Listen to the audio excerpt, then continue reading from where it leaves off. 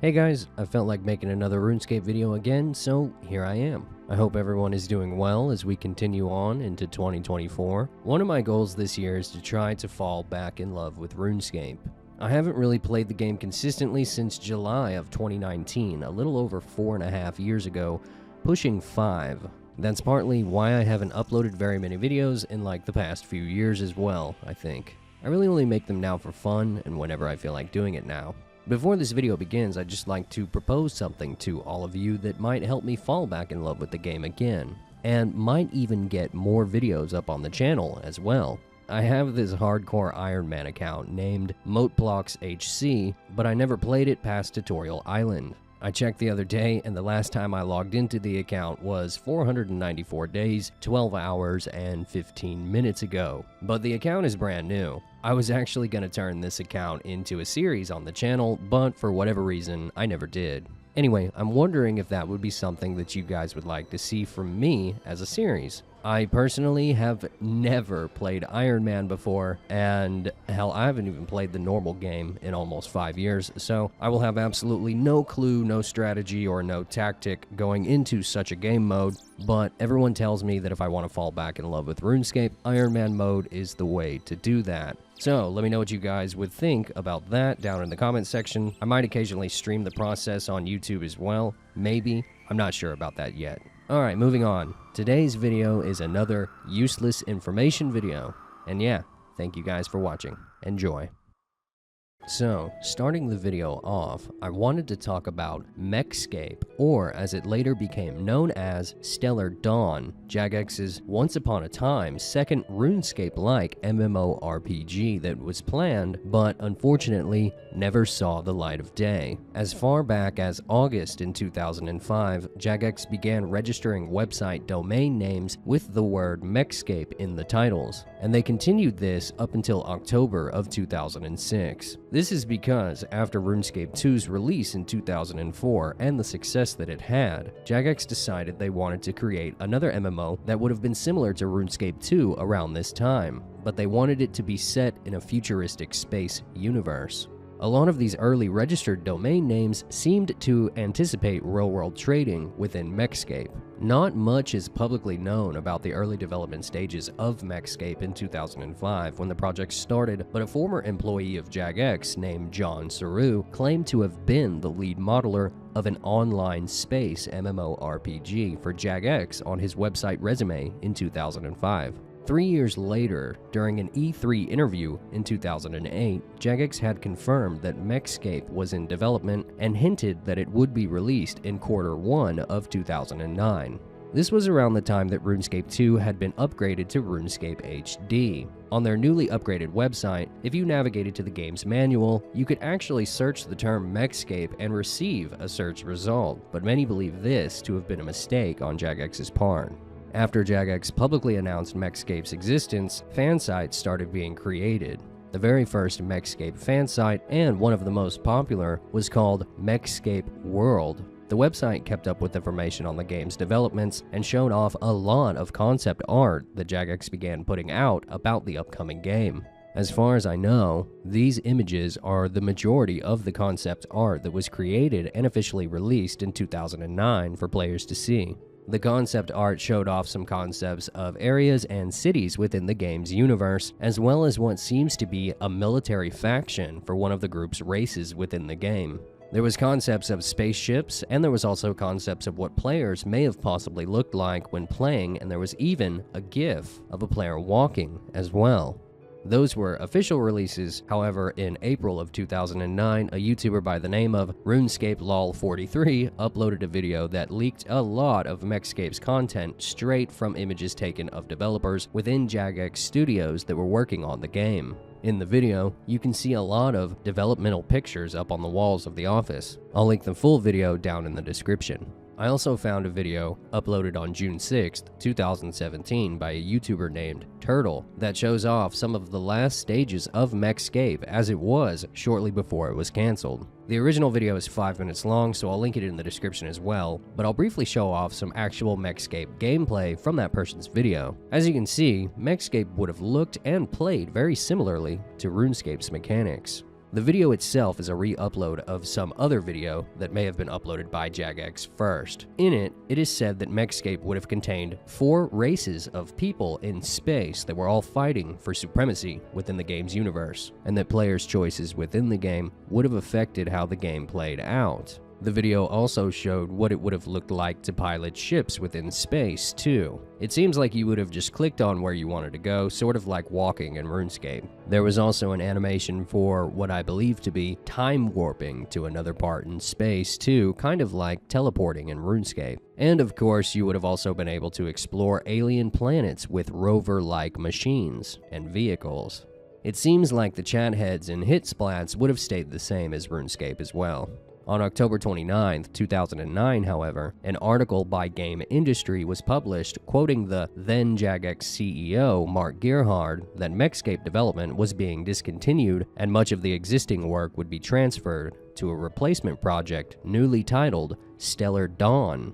Mark stated that the project MechScape had neared completion when Jagex decided that it wasn't the sort of game that they were proud of. They determined to rework the gameplay based on the original game design, but have it utilize the original game engine, and Stellar Dawn's release was projected to be sometime in 2010. Mod MMG even said within the article, quote, "It's a luxury that we are doing so well and that we can afford to make the decision. I didn't make the decision lightly because it's effectively cost us tens of millions of pounds, maybe more." MechScape, now renamed Stellar Dawn, received its own website in 2010 on July 14th. On the same day, Jagex announced a soon-to-be closed beta for the game, with the option to sign up for it immediately.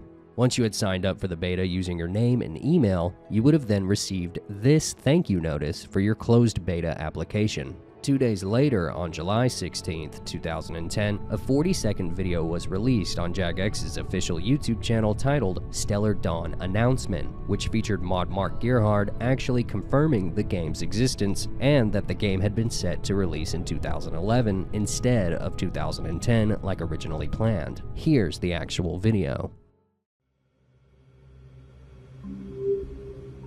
Hi everyone, my name is Mark Gerhard. I'm the Chief Exec at Jagex Game Studio, and today I'm really pleased to tell you about Stellar Dawn, our sci-fi MMO that we're working on for the last few months. We're really excited about Stellar Dawn. We're keeping most of the details close to our chest for the moment. However, I can tell you that the game is slated for public release next year, 2011. We'll be running a beta program, and if you'd like to stand a chance to participate in the closed beta, as well as sign up to our newsletter and find out a bit more about the game, please visit us on the website.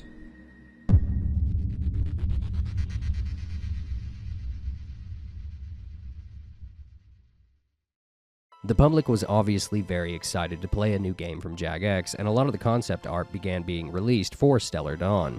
Some of the official concept art photos consisted of an image of some landing pods falling into a planet's atmosphere. Another showed a settlement-like area on another planet. One showed off a beautiful waterfall scene. It was unknown if these areas were all a part of the same planet or not. Another photo showed an area with some mushroom-shaped rocks. One photo showed some sort of ground assault that was being conducted.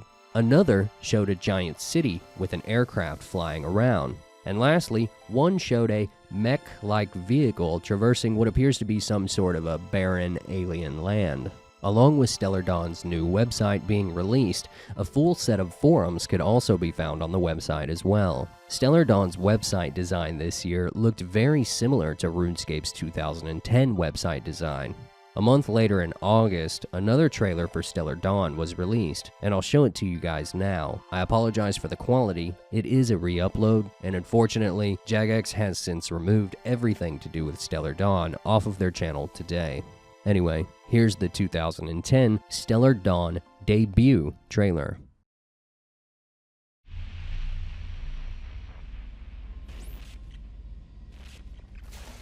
Of Colonia's disintegration is now 1%, registering 73 hull breaches, casualties estimated at %. Extraterrestrial threat confirmed, origins unknown, returning fire. All cloning processes have been terminated, redirecting all life support to the escape pods. Completed crew must evacuate immediately. Priority must be given to crew who have completed Stage 7 skills and memory imprinting. The nearest planet in the Herschel system has been confirmed as habitable. Chance of successful evacuation is reducing at 4% a second.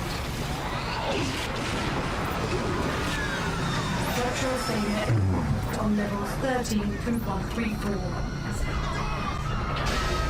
Likelihood of colonial disintegration is now...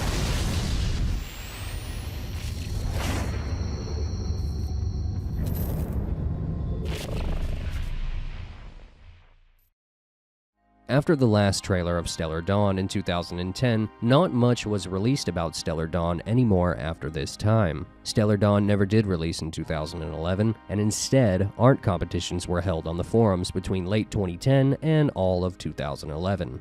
The winners of the art competition were going to receive beta keys, which would have guaranteed their participation in the closed beta of the game, as well as a Stellar Dawn hoodie sent to them by mail. I wonder who has those hoodies now. Many players would be disappointed though come March 2nd of 2012 who were still patiently waiting for the game's release. It was on this day on the Stellar Dawn forums that Mark Gerhardt made a post stating that Jagex was pausing the development of Stellar Dawn for the time being due to Jagex having bigger upcoming projects ahead of them. One of those projects we now know would have been old school RuneScape, as OSRS released just 1 year after Stellar Dawn's development was cancelled.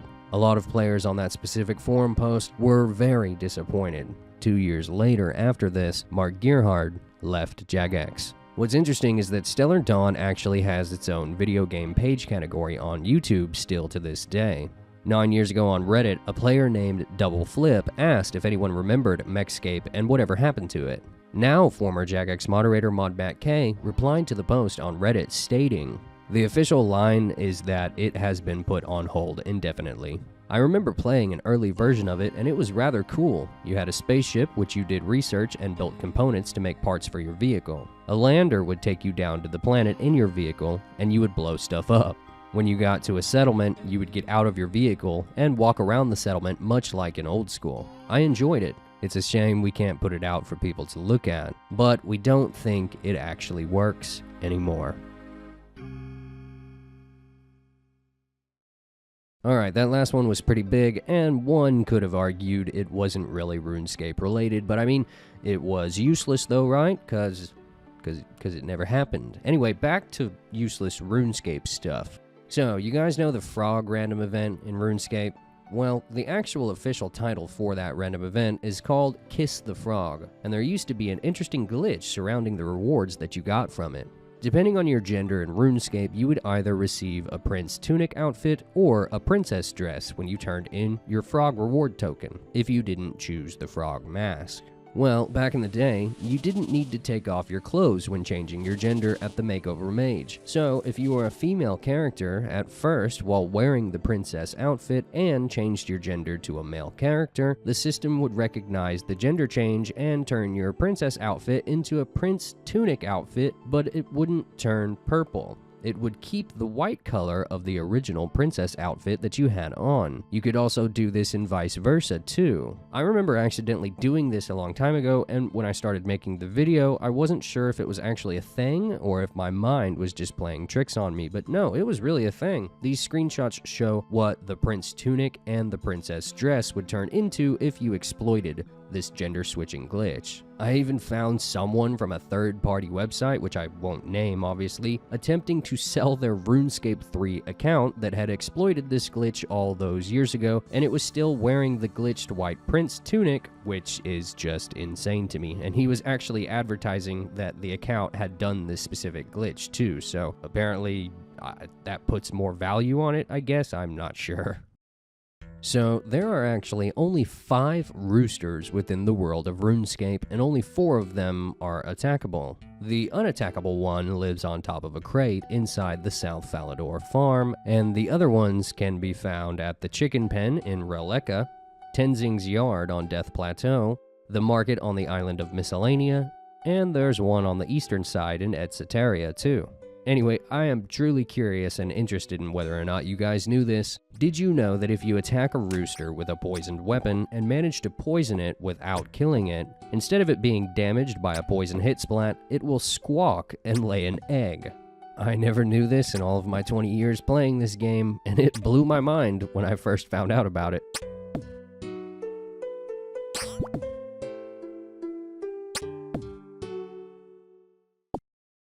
Speaking about roosters once again, the one that stands on a crate in the farm south of Fador actually has a name. His name is Nigel, and we know this from an issue of the old Postbag from the Hedge. On November 28th in 2006, issue 13 of the Postbag was titled, "The Evil Chicken Defends His Reputation." Most of these letters to NPCs were written by children back in the day, and are quite funny and wholesome. I actually made a full video about these old letters, and I'll link it in the description. Here's what the letter to the evil chicken said. Dear Evil Chicken, I have a few questions to ask you. 1. Why did you become evil? That is the wrong path to take. 2. If you're a chicken, why do you look like the rooster in Fador's chicken coop? 3. Your level is so high, but I can kill you in 5 minutes without losing that much damage. Why is that? 4. When I started killing you a lot, you stopped coming to fight me. Why? Number 5. Are you bored of killing and dying? This kid's talking shit, man. 6. Do you work with Zamorak? 7. If you're an evil chicken, why isn't your raw chicken raw evil chicken? That's all. Please visit so I can kill you again and again. Your new enemy, Shorty Mania. That kid was a savage. The evil chicken responded with this. Dear Shorty Mania, Number 1. Evil was the only course left, puny featherless being. You kill evil chicken's brethren and expect evil chicken to come around for tea and pie? Number 2. You speak of Nigel. Nigel is no friend of Evil Chicken. He is an imbecile, and he cheats at cards. Number 3. Though you think you have defeated Evil Chicken has been rummaging in your mind. Evil Chicken is analyzing your brain patterns for man thoughts that will aid him in his quest for domination. Number 4. Evil Chicken has tired of your taste. Evil Chicken wishes to eat other warriors. Number 5. Sometimes Evil Chicken pecks at the flesh of warriors, for Evil Chicken likes the taste. Warriors' taste of chicken. Number 6. Zamorak knows of Evil Chicken, and Evil Chicken knows of Zamorak. He keeps a respectable distance and occasionally leaves seeds out. Number 7. At first taste, Evil Chicken tastes like chicken. Wait 2 weeks, fleshy, non-beaked mortal. Then let Evil Chicken know how your insides feel. Damn. Evil Chicken will visit in your dreams, Shorty Mania, when the tides have turned and you bow down under the yoke of chicken oppression. All my love, Evil Chicken. So, the item Ugh Thanky Dung is camel feces that can be collected in a bucket. The shit, for lack of a better word, is used somehow to recharge your camulet that allows you to talk to camels, that you received from the quest in Nakra's Lament. Anyway, you have to have a bucket to pick it up. If you attempt to pick up the camel dung without a bucket though, some funny chat interactions occur. The player will say, "You're kidding me, I'm not picking that up. No way am I picking that up.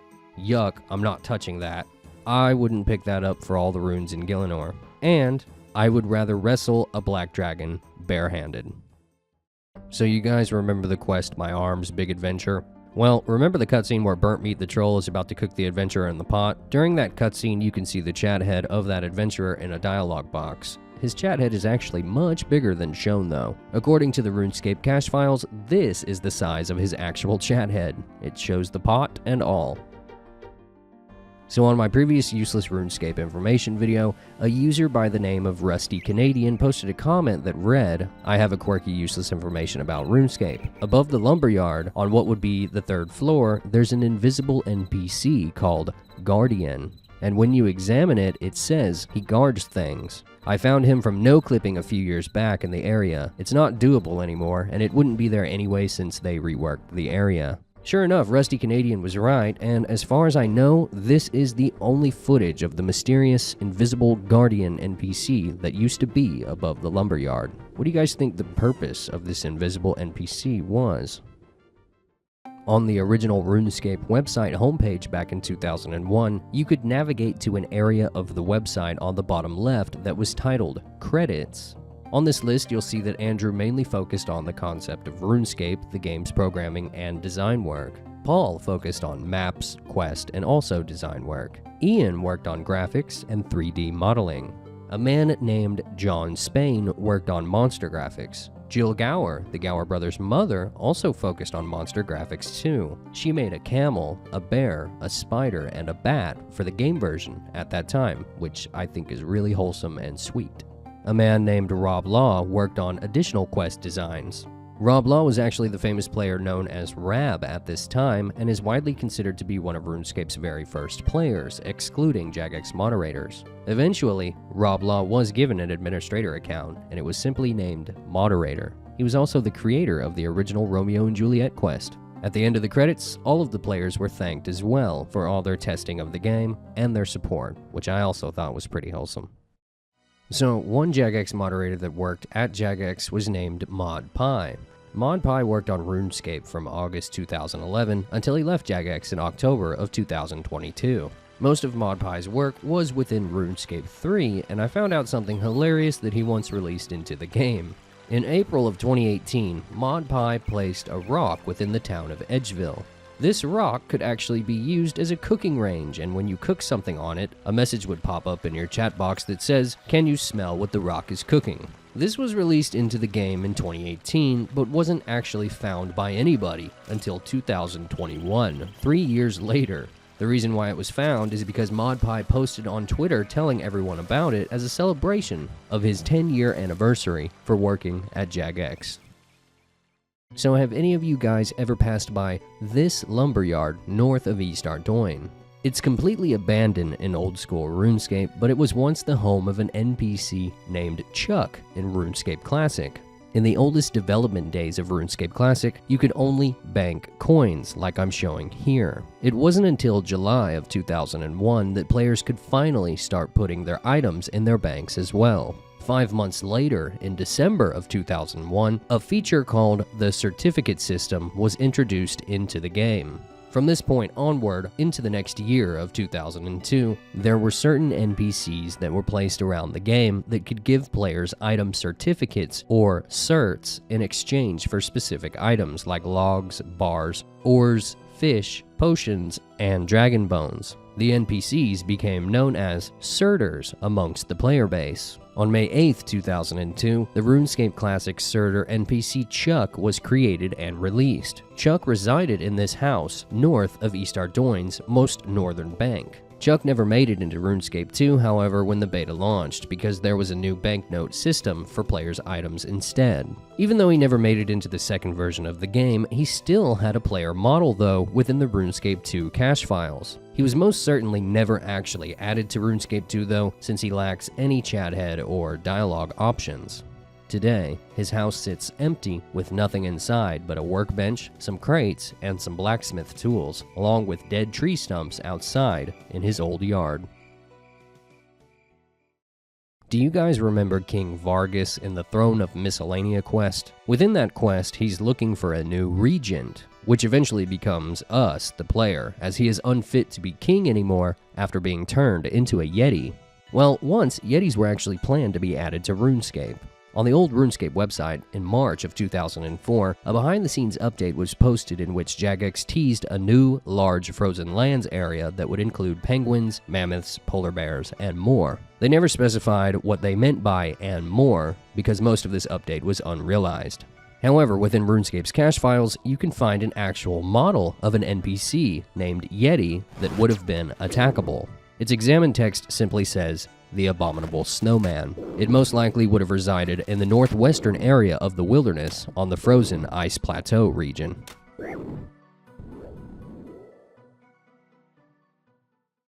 So, trolls have existed in RuneScape ever since RuneScape 2's release in 2004. However, in RuneScape Classic, trolls never actually existed due to the town of Burthorpe never existing in that game version. There are many kinds of attackable trolls today in RuneScape, as well as many NPC trolls that have significant roles in quests, and most of them, most of the time, look rather similar to one another. One of the exceptions to this would be the river troll from the old random event that would occasionally attack you when you trained the fishing skill. He was green. But this model from RuneScape 2's cache files shows off a very different version of the troll NPC, as it was originally planned to be released into the game in 2004. I believe this to be the first troll in existence. They were much taller, gray, and had very awkward long legs. This original troll NPC, along with orcs and lizardmen that were also never released, could be seen within the realm of memories on RuneScape's 20th year anniversary event back in 2021. On the 1st of May in 2014, a duck NPC was released into the game within Fador Park. The duck's name was simply displayed as not duck, but Erin, spelled E-R-I-N. It was a yellow duck that would follow you when you got close to it. It was added in a hidden update, but was removed a week later on May 8th, after a very negative response from old school RuneScape's player base. The duck's examine text said, "Really wants to build a snowman." Snowballs could actually be used on the duck, giving you the chat message, "The duck absorbs the snowball." If enough snowballs were used on the duck by nearby players, a snowman wearing a frog mask would briefly appear and say, "So you want to build a snowman?" Which is obviously a reference to the movie Frozen.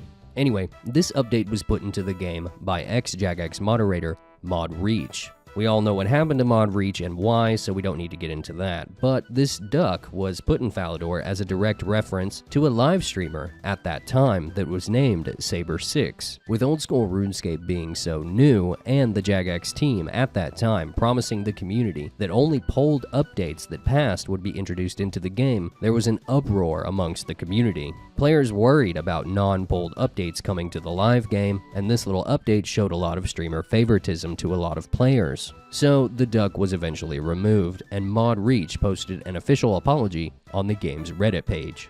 People were livid about a duck. 1 month later, your boy arrived. So, going back to RuneScape Classic, if you travel to the coordinates of 0, 0 within the game, you would actually be transported to level 71 Wilderness, and you would be out in the middle of the ocean. This area is just northeast of the Rogue's house within level 50 Wilderness. You'll notice that there is a whole bunch of NPC monsters that are standing here all in the same spot. This area acted as some sort of recycling bin for NPCs when they died after being killed by players out in the game world. I'm not sure why they were transferred here upon death, but they only stayed out here in the ocean until they would eventually respawn back in their intended area. It makes me wonder if old school RuneScape has any sort of recycling bin for all the genocide that players commit every day. Not only do the guards get killed every day, they also get to drown as well. God.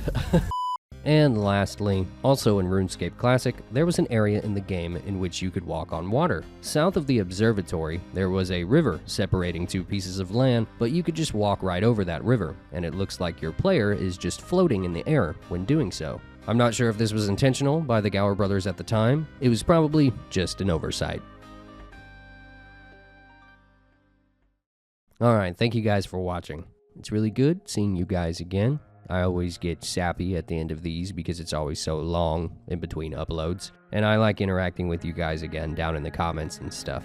Let me know if you want me to start playing Hardcore Iron Man. It's gonna be so bad and cringy and not efficient at all, but maybe I'll start loving the game again and upload more. You guys be safe out there in the real world and let me know what the next video should be about.